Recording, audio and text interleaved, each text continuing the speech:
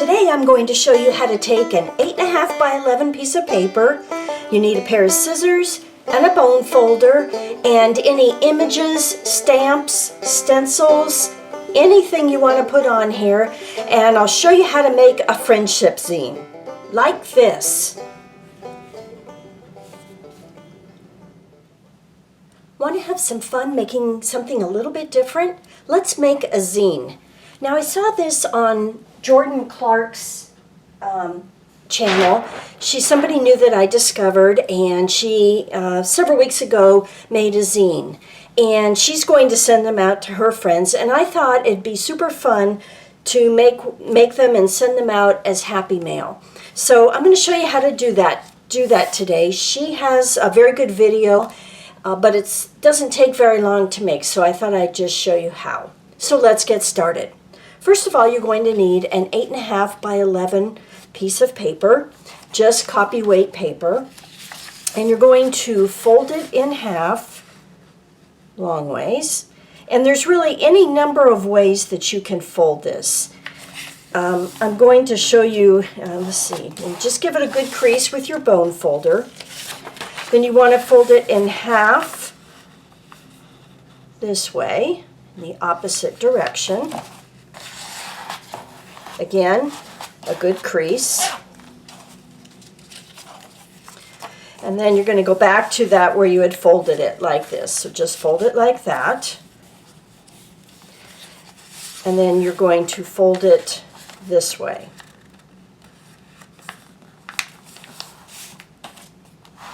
And give it a good crease. And so you're going to end up with something this size. And you're going to have squares like this. So let me show you again one more time how to fold it. You want to fold it in half like this, crease it,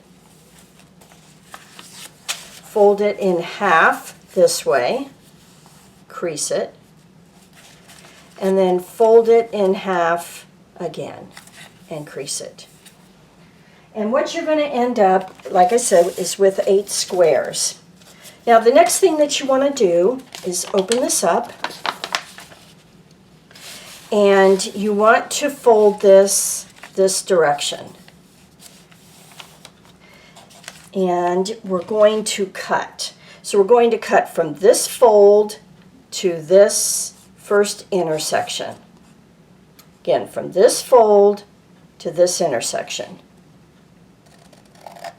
There are other ways you can do this. I found this to be the easiest. And when you open it up, you're going to have, it's going to look like this. Okay, that's easy, right? Okay, so then after you do that, you'll want to not do it this way. I'm just showing this to you so you'll understand what goes where. You can either mark it in pencil or put a Post-it note on it.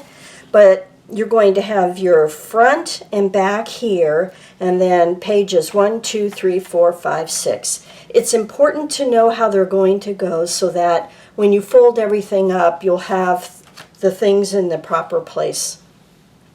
So after you do that, what you're going to do is you take this, and I'm going to use this one because I think it's a little easier. So this is how, see how it does like that? You're just going to push that together like that and lay it down this way. Fold this one over. This should be your front, and fold that back, and you're back to what you had before. And then because you have them numbered, let me go back to this one. Again, you're going to push. This is just not folded too good there. Okay. So you're going to push it together like this, okay, right? Lay it down. I just give everything a good crease as I move along. And because you have them marked, then you know how that's going to go. So it'll go just like that. There's your front and your back. You open it up, page 1 and 2 and 3, 4, 5, and 6. So let me show you how mine started. So I'm going to put it in the same orientation, front, back, 1, 2, 3, 4, 5, 6. And this is how I decorated it. And it's super fun. You know, I used scraps of everything I had. I have a little drawer that I keep beside me that's full of scraps, and that's what I used. And it turned out super cute. I'm so excited with it. This is what it looks like when it's all folded up. And there you go. There you go. And there you go. So I've sent some of these out to some friends, and by the time this video's up, they hopefully have received them. But I wanted to share it with you because it's just so much fun, and I think you're going to have a ball. So again, it's going to go like that. Lay it down. Oops. And flip it over and score.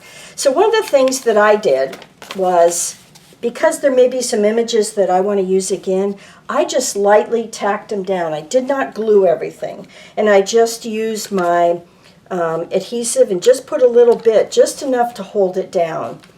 And then I added some washi tape, a date stamp. I doodled a little bit, added some stenciling, just cut out some images. And again, cut out images.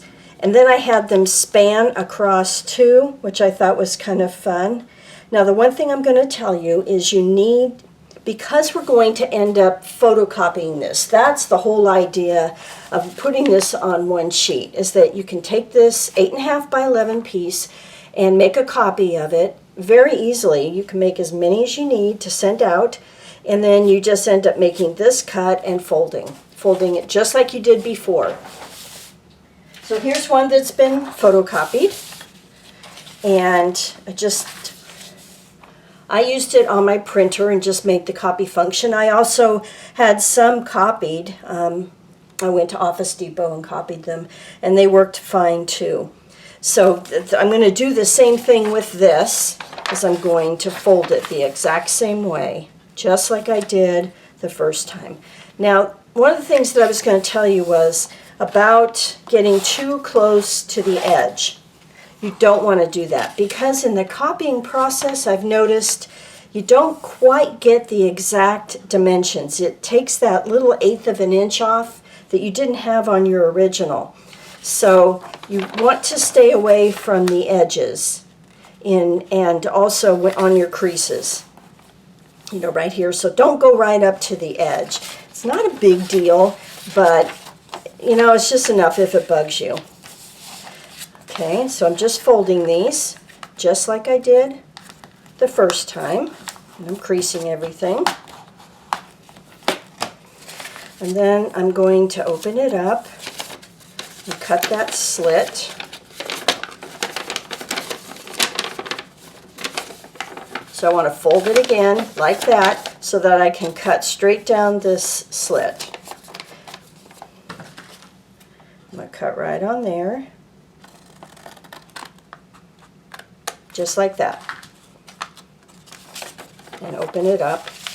And once again, I'm going to fold it like this.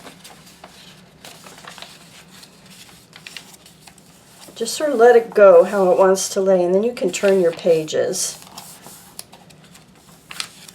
And there's my cover and my back. And one thing that's going to happen, and I tried several different ways of folding it, you are not going to get a flush edge because of all of the folds.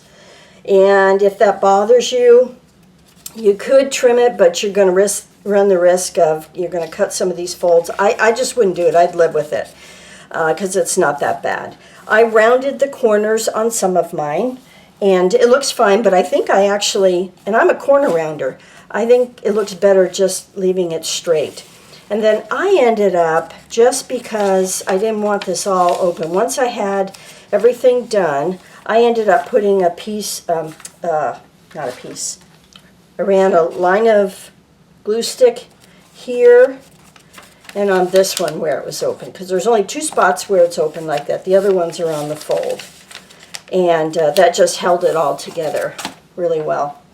And then what I did was package them up, put them in little parchment bags that I made, and a little tag on here. Just stuck them in there. It turned out super cute. And then I made some envelopes so that these could fit right in them. So they look like this. And you just stick them in there, and there you go.